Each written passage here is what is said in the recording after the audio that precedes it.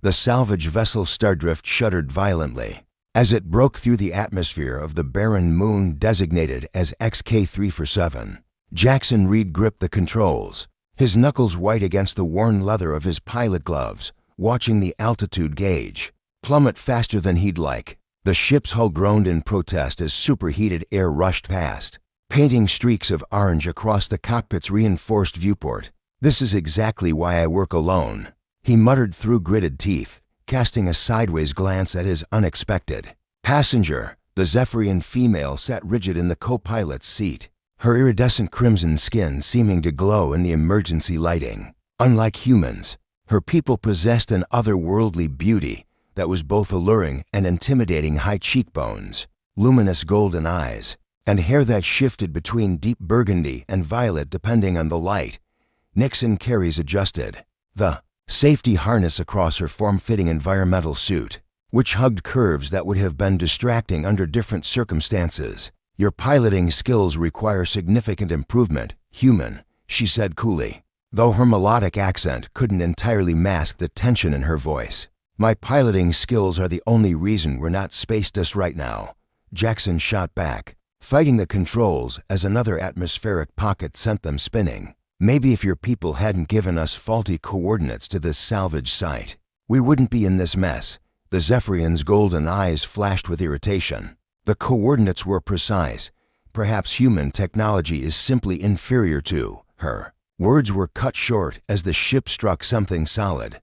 Metal screamed against rock, and sparks erupted from the console as they skidded across the moon's surface. The impact threw them both forward against their restraints before the vessel finally came to rest. At an odd angle, wedged between two massive boulders, silence fell over the cockpit, broken only by the hiss of escaping atmosphere and the tick of cooling metal. Jackson ran a hand through his dark hair, checking himself for injuries. A cut on his forehead was bleeding, but nothing serious. He turned to assess his passenger. Nixon appeared unharmed, though her usually perfect composure had cracked slightly. She was attempting to unbuckle her harness when a grinding sound echoed through the ship. The twisted metal around them shifted, and suddenly the wall panel beside her seat buckled inward with tremendous force. "No," she gasped as the deformed bulkhead caught her right leg, pinning it firmly against her seat. The metal had folded like origami, creating an unyielding trap just below her knee. Jackson immediately moved to help, examining the situation. The panel had compressed around her leg with such force that any attempt to move it might cause further damage to both her and the ship's already compromised hull. "Can you feel your foot?" he asked, professional concern overriding their earlier antagonism.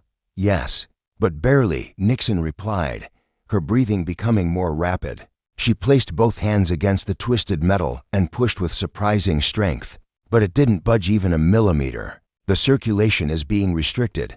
I can sense the tissue beginning to deteriorate." Jackson pulled out his emergency toolkit, examining the wreckage from every angle. The metal had compressed and welded itself around her leg in a way that would require heavy cutting equipment to safely remove equipment they didn't have on the small salvage vessel. Worse, any attempt to cut through the panel might destabilize their already precarious position between the boulders. "There has to be another way," he said, more to himself than to her. "Maybe if I can access the ship's systems, reroute power to the emergency hydraulics." "There isn't time," Nixon interrupted, her voice taking on an edge of desperation. "The neural pathways are already beginning to shut down. In approximately 20 minutes, the damage will become irreversible." Jackson felt his stomach clench. He'd seen battlefield amputations before, during his military service, but this was different. This was someone he was responsible for, someone whose presence on his ship had been specifically requested by the Galactic Salvage Guild as part of a new interspecies cooperation initiative. "What about your people's regenerative capabilities?" he asked suddenly, remembering the briefings he'd received about Zephyrian physiology. "I heard rumors that your species could heal from significant injuries." Nixon's golden eyes met his, and for the first time since he'd known her, he saw genuine vulnerability there. "Not rumors," she said quietly, "but the process requires complete severance of the damaged tissue.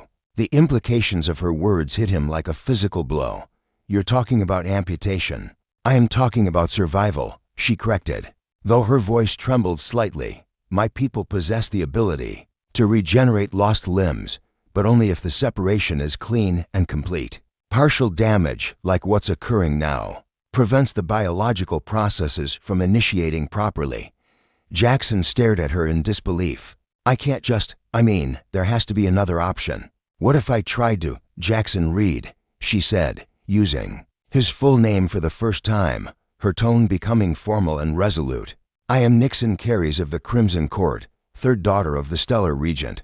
I do not make this request lightly, nor do I expect you to find it easy. But if you do not act soon, we will both perish when this ship's life support fails completely." As if summoned by her words, another grinding sound echoed through the vessel. The hull was settling further, and Jackson could hear the ominous hiss of atmosphere leaking through new cracks in the damaged sections. She was right, they had minutes, not hours. "The emergency medical kit has a surgical laser," he said slowly, his mind racing through the logistics. "It's designed for field amputations. But I'm not trained for." "The procedure is straightforward," Nixon assured him, though he could see the effort it took for her to maintain her composure. "A clean cut approximately 6 inches below the knee joint. The laser will automatically cauterize the wound, preventing excessive blood loss. My people's physiology will handle the rest." Jackson retrieved the medical kit with hands that shook despite his best efforts to remain steady. The surgical laser was a sleek, silver device, about the size of a large pen, its tip glowing with a faint blue light when activated. He'd seen medics use similar tools, but never on someone he'd have to look in the eye afterward. "Are you certain about this?" he asked one final time, the laser trembling in his grip. Nixon reached out and placed her hand over his, steadying it. Her skin was warm despite its unusual coloration, and he could feel a faint vibration beneath the surface her body's natural bioelectric field. "I trust you, Jackson Reed," she said simply, "more than I have trusted any human before." The weight of that admission settled over him as he positioned the surgical laser. In the distance, he could hear the faint sound of the ship's emergency beacon beginning to broadcast their distress signal. Whatever happened next, their lives were now irrevocably intertwined by this moment of desperate trust. "Close your eyes," he said gently, his voice steadier than he felt. "This will be over quickly." The surgical laser's blue beam cut through Nixon's leg with clinical precision, the smell of cauterized tissue filling the small cockpit. Jackson had to steel himself against the sound she made.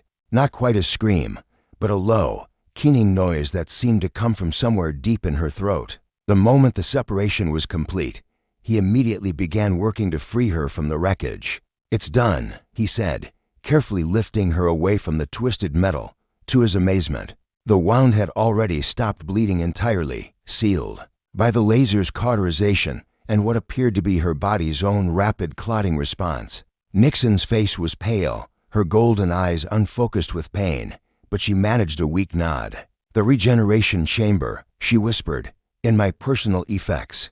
There's a portable bioregeneration field generator. It will accelerate the healing process."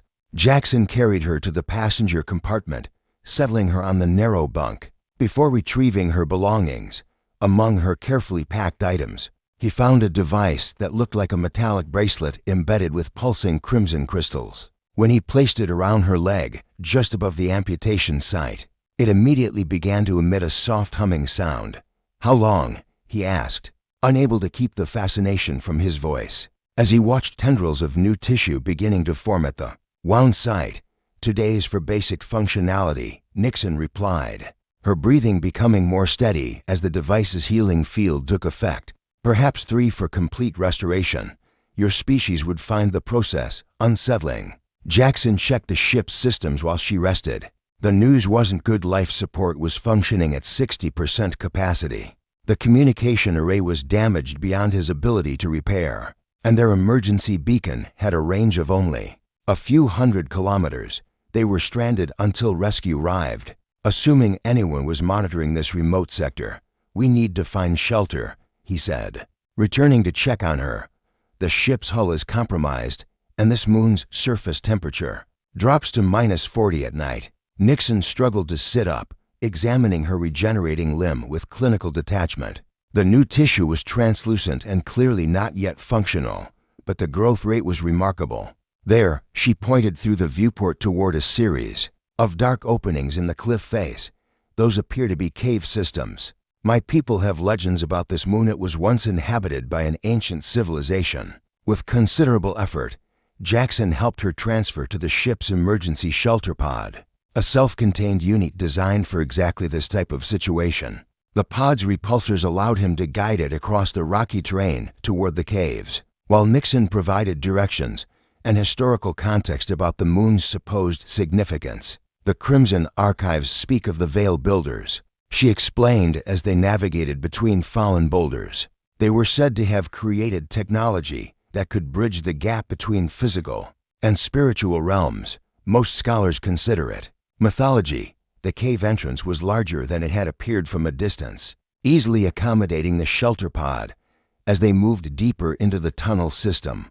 Jackson's portable lights revealed walls covered in intricate carvings that seemed to shift and flow in the dancing shadows. These aren't mythological, he breathed, running his fingers over the alien script. The symbols appeared to be carved from some kind of crystalline material that retained a faint luminescence even after eons of darkness. Nixon's eyes widened as she recognized some of the markings. This is old Zephyrian, she said in wonder, but it predates our recorded history by millennia. Look here, this symbol represents unity of spirit, and this one means bond beyond flesh. They established their temporary camp in a circular chamber where the walls were covered floor to ceiling with the glowing inscriptions. The shelter pod's heating unit created a comfortable environment, while its recycling systems extended their supply of breathable atmosphere. As night fell outside, the crystal carvings seemed to pulse with a rhythm that matched their heartbeats. Tell me about your family, Jackson said as they shared a meal of emergency rations. The day's events had created an unexpected intimacy between them, and he found himself genuinely curious about her life. Nixon shifted on the pod's cushioned bench, adjusting the position of her regenerating leg.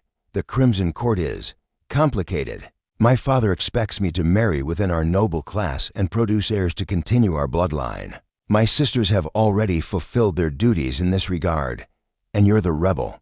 Jackson guessed, noting the slight bitterness in her tone. I suppose I am, she admitted with a soft laugh. I wanted to explore the galaxy, to learn about other species and cultures. This salvage mission was my first opportunity to work alongside humans. Despite my father's strong objections, Jackson found himself studying her face in the crystal light, noting how her skin seemed to absorb and reflect the alien glow. What did he object to, specifically? Humans are considered unpredictable by my people, Nixon said carefully. Your emotions run strong. Your decisions are often based on instinct rather than logic, and your lifespans are so brief that many Zephyrians see little point in forming meaningful connections. And what do you think? He asked, moving closer under the pretense of checking her regeneration progress. The new tissue had grown considerably, forming the basic structure of a shin and the beginning of a foot. Nixon met his gaze directly, her golden eyes reflecting depths he hadn't noticed before. I think, she said slowly, that your people possess a passion for life that my species has lost.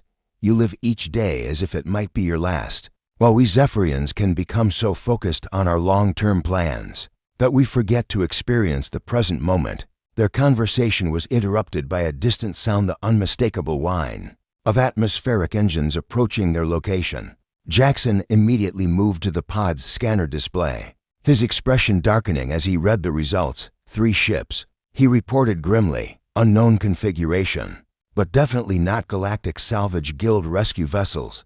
Nixon struggled to stand, testing her partially regenerated leg. It held her weight, though she still moved with obvious discomfort. We need to hide deeper in the caves, she said. If those are scavenger crews, they'll strip our ship and leave us stranded permanently. As they hastily packed their essential supplies, Jackson couldn't help but notice how naturally they had begun working together.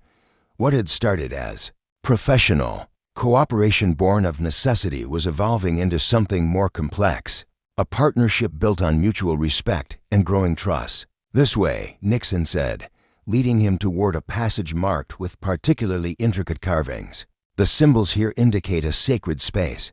If the legends are true, it should provide both concealment and other benefits. The sound of the approaching ships grew louder as they disappeared into the depths of the ancient cave system, the crystal walls around them pulsing with increased intensity as if responding to their presence. Behind them, Jackson could hear voices echoing from the main cavern roof, aggressive tones that confirmed his worst suspicions about their unexpected visitors.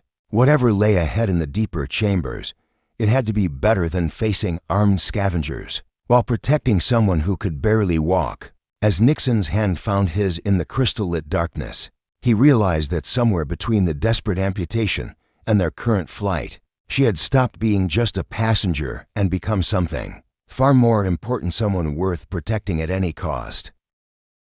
The voices in the main cavern grew louder and more organized, confirming Jackson's fears that these weren't random scavengers. The search patterns he could hear suggested military training, and the harsh commands being barked in what sounded like corrupted Zephyrian dialect made Nixon's face pale with recognition. "Vectress Dune," she whispered as they crept deeper into the crystalline passages. "I should have anticipated this." Jackson helped support her weight as they navigated the uneven tunnel floor, her regenerated legs still tender but functional enough for movement. "Who is Vectress Dune?" "A warlord," Nixon replied, her voice tight with anger and fear. "He was exiled from Zephyrian space 5 years ago for attempting to overthrow the stellar regent, my father. He's been raiding civilian vessels along the border systems ever since." The passage opened into another circular chamber, this one dominated by a massive crystal formation that rose from floor to ceiling like a frozen waterfall. The translucent structure pulsed with internal light that seemed to respond to their presence, growing brighter as they approached. "He must have intercepted our distress beacon," Jackson said, examining the chamber for defensive positions or alternate exits. "But why risk coming here personally? This moon is technically a neutral space." Nixon placed her hand against the central crystal, and the entire formation blazed with crimson light. Ancient text began flowing across its surface like living script. "Because he knows what this place really is," she breathed, reading the alien words. "This isn't just a relic site, it's a Veil Builder repository. The technology here could give him power to challenge entire star systems." The crystal's revelations were interrupted by the sound of boots on stone, echoing from multiple passages. Vectress had split his forces to search the cave system methodically. Jackson drew his sidearm, checking the charge level and mentally calculating how many shots he might get before the power cell depleted. "This way," Nixon said urgently, indicating a narrow passage that sloped sharply upward. "The inscriptions mention a chamber of binding. It might offer better defensive positions." They climbed through passages that grew increasingly narrow, the crystal formations becoming more elaborate and interconnected. The walls themselves seemed alive with flowing energy, responding to their movement with waves of colored light that Jackson worried might give away their position. "The crystals are reacting to us," he observed, noting how the illumination followed their progress.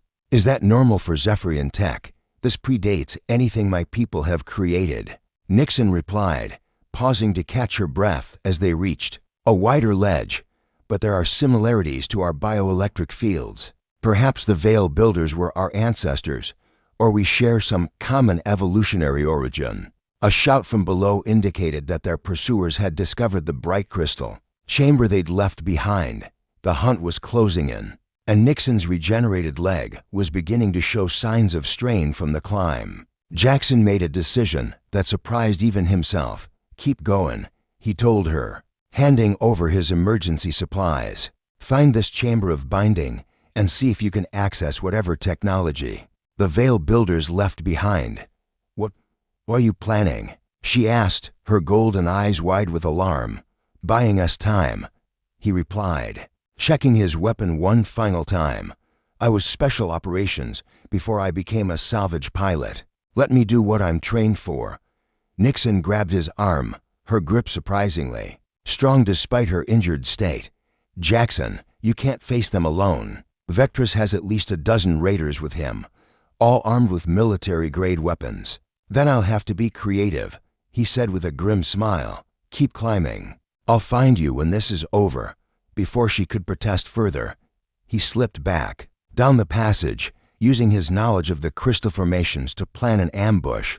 The pursuing raiders were following their trail. By tracking the energy signatures their bioelectric fields left in the responsive crystals, a clear path that made stealth impossible, but created opportunities for someone willing to think tactically.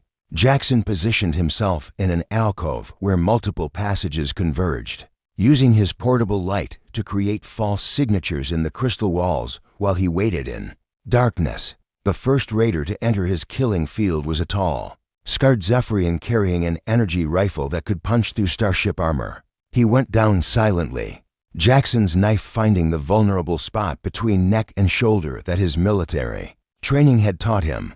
The second and third raiders arrived together, calling out to their missing comrade. Jackson's sidearm dropped them both with precise shots to center mass, but the energy discharge also announced his position to the rest of the hunting party. The human is here, someone shouted in accented standard. Lord Vectress, we have him cornered. In the upper passages, the response came in a voice that carried the unmistakable authority of command, deep, resonant, and filled with the kind of confidence that came from years of successful violence. Take him alive if possible. He may know where the noble daughter has hidden herself. Jackson moved deeper into the crystal maze, using the interconnected passages to stay ahead of his pursuers, while gradually working his way upward toward wherever Nixon had gone. The formations around him were becoming increasingly elaborate, with some crystals showing complex internal structures that looked almost organic. He rounded a corner and found himself face to face with Vectress Dune himself. The Zephyrian warlord was a head taller than Jackson and built like a siege engine, his crimson skin marked with ritual scars that proclaimed his warrior status. Unlike other Zephyrians Jackson had encountered, Vectress wore armor that appeared to be partially organic, with crystalline growths that pulsed in rhythm with his movements. Human, Vectress said conversationally, not even bothering to raise the massive energy weapon in his hands. You have shown impressive skill in eliminating my scouts. I respect competence, even in inferior species. Let me guess, Jackson replied, keeping his sidearm trained on the warlord's center mass. You want me to surrender peacefully and tell you where Nixon is hiding? Vectress smiled, revealing teeth that had been replaced with sharp crystal implants. I already know where she is. The Veil Builder technology responds to noble bloodlines, and her father's genetic signature is quite distinctive. She has found the Chamber of Binding, just as I hoped she would. The warlord's casual confidence sent a chill through Jackson's chest. What do you want with her? Want with her? Vectress laughed, a sound like breaking glass. I want her to complete what her ancestors began millennia ago. The Veil Builders created technology that could merge biological systems across species barriers. With her bloodline and my modifications, we could create something unprecedented. Jackson's finger tightened on his weapon's trigger, but before he could fire, the crystal walls around them erupted with blinding light. A voice echoed through the passage, Nixon's voice, but amplified and harmonized as if she were speaking through the cave system itself. Vectress Dune. Her words resonated from every crystal surface. I know what you seek, and I know what you have done to achieve it. Come to the Chamber of Binding if you dare, but know that the Veil Builder's gifts are not given to those who take by force. The warlord's expression shifted from confidence to anticipation. Excellent. She has activated the primary systems. He gestured to Jackson with his weapon. You will accompany me, human. Your bond with her may prove useful in the trials ahead. As they began climbing toward the chamber, Jackson couldn't shake the feeling that they were walking into something far more dangerous than a simple confrontation. The crystals around them pulsed with increasing intensity, and he could swear he heard whispers in languages that predated any known civilization. Whatever Nixon had discovered in the Chamber of Binding, it was about to change everything. The Chamber of Binding was unlike anything Jackson had ever imagined. The circular space was dominated by a raised dais where massive crystals formed geometric patterns that seemed to bend light itself, creating the illusion of infinite depth. Nixon stood at the center, her hands pressed against a control surface that appeared to be grown rather than built, its organic curves pulsing with the same crimson energy that flowed beneath her skin. "Welcome, Vectress," she said without turning around, her voice carrying harmonics that made the chamber walls resonate. "I've been learning about your enhancements." The warlord strode onto the dais with Jackson held at gunpoint beside him. Up close, Jackson could see that Vectress's armor wasn't just decorated with crystals, they were actually growing from his body, integrated into his flesh in ways that should have been impossible. "Impressive, isn't it?"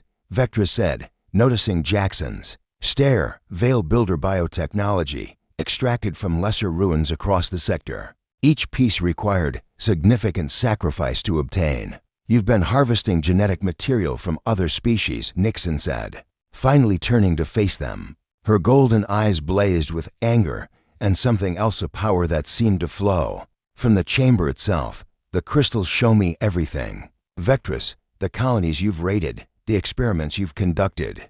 Jackson noticed that her regenerated leg was now completely restored. But more than that, her entire body seemed changed, enhanced somehow by her connection to the ancient technology. The patterns beneath her skin were more pronounced, flowing with energy that made her appear almost luminescent. "Necessity," Vectress replied dismissively. "The galaxy is full of inferior species that waste their potential. I simply repurpose their unique traits for a higher purpose."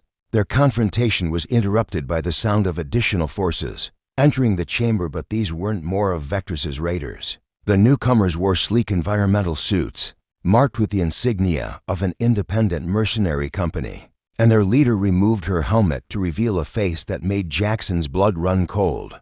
"Hello, Jax," said Kira Voss, her short-cropped blonde hair and piercing blue eyes exactly as he remembered them. "Fancy meeting you in a place like this." Jackson felt his world tilt sideways. Kira had been his partner during his special operations days and later, much more than that. Their relationship had ended badly when she'd chosen mercenary work, over continuing their military service together. "Kira," he managed, his voice carefully neutral despite the emotional turmoil her presence created. "I thought you were working the Outer Rim." "I was," she replied, her assault rifle trained casually in his direction, "until I got a very lucrative contract to retrieve a certain Zephyrian noble and any alien technology she might have discovered." Her gaze shifted to Nixon with professional assessment. "Nothing personal, Princess, just business." Vectress snarled at this unexpected complication. "This moon is under my salvage claim, mercenary." "You have no authority here." Kira smiled coldly. "My authority comes from whoever pays the highest fee, and my current client has very deep pockets." She activated a device on her wrist, and holographic displays showed detailed scans of the chamber's technology. "Amazing what modern sensors can detect, isn't it?" Nixon stepped back from the control surface, her connection to the chamber's systems, making her aware of threats Jackson couldn't perceive. "There are more ships in orbit," she announced. "Your client didn't send just one team, did they?" "Corporate interests," Kira confirmed. "The kind of people who don't like loose ends or witnesses." "Sorry, Jax, but that includes you." The situation was rapidly spiraling beyond anyone's control. Jackson found himself caught between three forces: Vectress, who wanted to use the technology for conquest; Kira, who planned to sell it to the highest bidder; and Nixon, who was somehow bonded to systems none of them fully understood. "The chamber responds to genetic compatibility," Nixon said, her voice taking on the harmonic quality again. "The Veil Builders designed it to test worthiness, not just bloodline." She pressed her hands against the control surface again, and the crystal formations began to shift and reconfigure. Light flowed through the structures like liquid fire, creating patterns that hurt to look at directly.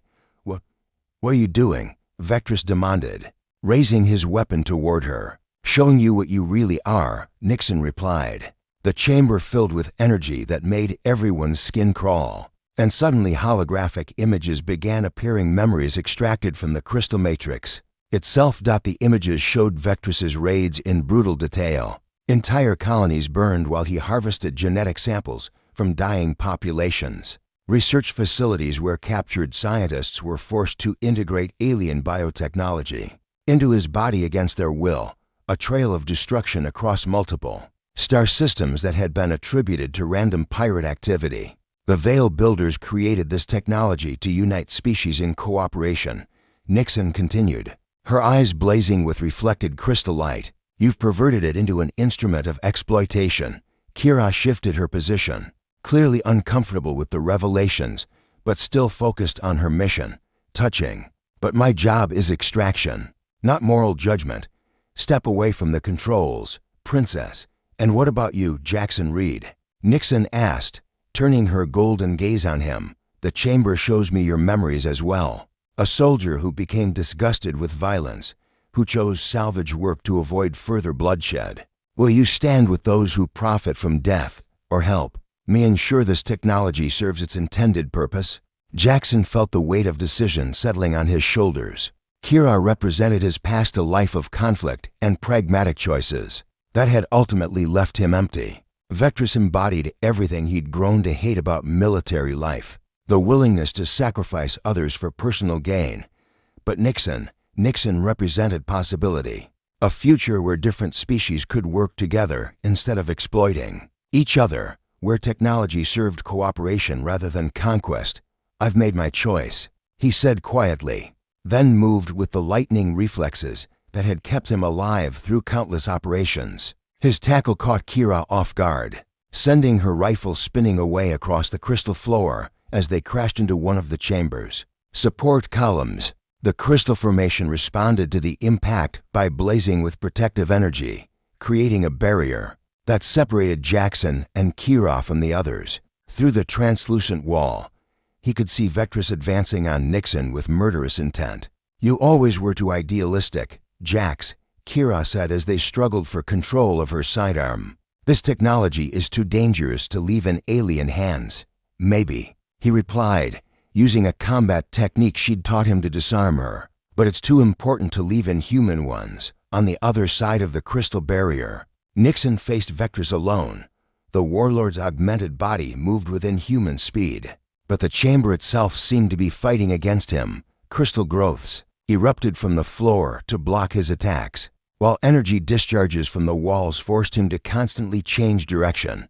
You cannot win, little noble, Vectress snarled as his weapon's energy blasts scorched the ancient crystal surfaces. I have the strength of a dozen species flowing through my veins, and I have something you never will, Nixon replied, her form beginning to glow with the same energy as the chamber itself. The willing cooperation of someone who trusts me completely. She reached out through the crystal barrier, her hand finding Jackson's despite the energy field between them. The moment their skin made contact, the entire chamber exploded with light that seemed to rewrite the very nature of reality around them. The moment Jackson's hand touched Nixon's through the crystal barrier, energy unlike anything he'd ever experienced flooded through his nervous system. He could feel her thoughts, her emotions, her very essence merging with his own in a connection that transcended species boundaries. The chamber around them responded to their union by transforming into something that defied physics, a space where matter and energy danced together in perfect harmony. Vectress staggered backward as waves of force emanated from their joined hands. His stolen augmentations, designed to dominate and control biological systems, began to malfunction in the presence of the pure cooperative energy the chamber was generating. Crystal growths that had been forcibly grafted to his body started to crack and separate, causing him to howl in pain as his hybrid physiology collapsed. Impossible, he raged, his voice distorting as his vocal modifications failed. No union between species can be this complete. That's where you're wrong, Nixon said, her voice harmonizing with Jackson's as they spoke in perfect unison. The Veil Builders understood something that neither of our peoples remembered. That consciousness itself is the bridge between all living things. Through their connection, Jackson could see the true history of the chamber. The Veil Builders hadn't been a single species but a cooperative alliance of multiple civilizations working together. They had developed technology that could link different forms of life at the quantum level, creating partnerships that amplified the strengths of each participant. While eliminating their individual weaknesses, Kira had stopped fighting and was staring at the transformation taking place before her. Her mercenary instincts warred with genuine amazement as she watched her former partner and the Zephyrian noble achieve something that should have been scientifically impossible. "The energy readings are off the scale," she whispered, checking her instruments with shaking hands. "Whatever you two are doing, it's generating power levels that rival a starship's reactor core." The crystal barrier dissolved as Jackson and Nixon stepped forward together, their synchronized movements creating ripples of light across the chamber floor. Where their combined bioelectric fields touched the ancient crystals, new growth began, not the forced integration that Vectress had employed, but organic development that enhanced, rather than replaced existing structures. Vectress made one final, desperate attack, lunging toward them with a blade forged from crystallized bone. But his movements were sluggish now, his stolen enhancements failing as his body rejected the incompatible genetic material he'd forced into his system. Jackson stepped forward to intercept the strike, while Nixon channeled the chamber's energy into a protective field that turned the warlord's own momentum against him. The blade shattered against their combined defense, and Vectress collapsed as his augmented physiology finally reached complete system failure. The crystals he'd stolen from other species separated from his body entirely, leaving him as merely a broken Zephyrian exile whose ambitions had exceeded his capabilities. "It's over," Nixon said softly, kneeling beside the fallen warlord. Despite everything he'd done, there was compassion in her voice. "The chamber can heal you, Vectress, but only if you release your hatred and accept cooperation instead of domination." Vectress looked up at her with eyes that held centuries of bitterness. "I would rather die than submit to weakness." "Then that is your choice," she replied sadly. "But know that it doesn't have to be this way." The warlord's eyes closed for the final time as his body shut down, no longer sustained by the stolen biotechnology that had kept him alive far beyond his natural lifespan. Kira approached them cautiously, her weapon lowered, but still ready. "My contract is void," she announced after studying her scanner readings. "The technology signatures I was hired to retrieve don't exist anymore. Whatever you to have created, it's something entirely new." Jackson felt Nixon's agreement through their connection before she spoke. "The chamber has evolved beyond its original programming," she explained. "It's no longer just Veil Builder technology, it's become something unique to our partnership." "What happens now?" Kira asked, and Jackson was surprised to hear genuine curiosity rather than mercenary calculation in her voice. "Now we go home," Jackson replied, though home had taken on new meaning. Through his bond with Nixon, he could sense the vast network of crystal formations that extended throughout this moon and connected to similar sites across the galaxy. The Veil Builders had left a gift that could revolutionize relationships between species, but only for those willing to approach it with genuine cooperation. "Your people will never accept this," Kira pointed out to Nixon. "A noble daughter bonded to a human salvage pilot, the political implications alone." Nixon smiled, her bioluminescent patterns now flowing in perfect synchronization with Jackson's heartbeat. "The Crimson Court values results above tradition. When they see what we've accomplished here, when they understand the potential for expanded cooperation with humanity, they'll adapt. And if they don't?" Jackson asked, though he already knew the answer through their shared consciousness. "Then we'll forge a new path," Nixon replied. "The Veil Builders' legacy isn't about any single species or government. It's about proving that cooperation creates possibilities that no individual could achieve alone." 3 months later, Jackson stood on the observation deck of the newly commissioned research station orbiting XK347. The moon below them had been transformed into a joint human Zephyrian facility, where scientists from both species worked together to understand the implications of Veil Builder technology. The crystal chambers had yielded advances in biotechnology, energy generation, and interspecies communication that were reshaping diplomatic relationships throughout the sector. Nixon emerged from the station's medical bay, her regenerated leg now completely indistinguishable from her original limb except for a faint scar that she'd chosen to keep as a reminder of their first desperate hours together. Her father had initially been furious about her bonding with a human, But the strategic advantages of the new alliance had eventually won him over. "The latest test results show that our neural link is continuing to strengthen," she reported, settling beside him at the viewport. "The research team believes we may be the first true hybrid consciousness successfully created between our species." Jackson wrapped his arm around her, marveling as always at how perfectly they fit together. "Any regrets about cutting off your leg for a guy you just met?"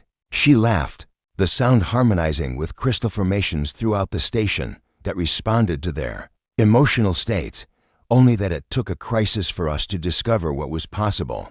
Through the transparent aluminum, they could see Kira's ship approaching the docking bay. She'd accepted a position as security chief for the research station, finding purpose in protecting something that created rather than destroyed. Her presence was a reminder of paths not taken, but also of the power of second chances. "The Galactic Council has approved the expansion project," Nixon continued, sharing her excitement through their bond. 5 more Veil Builder sites have been identified, and preliminary teams are being assembled with participants from 12 different species. Jackson felt the truth of it through their connection, a future where the desperate amputation that had saved Nixon's life had become the foundation for unprecedented cooperation between civilizations. Their love story had become something larger than either of them had imagined, a living example that the barriers between species were ultimately illusions that dissolved in the presence of genuine trust. As they watched the stars wheel slowly past the viewport, their regenerated bond pulsing with shared dreams and infinite possibilities, both knew that their greatest adventures still lay ahead.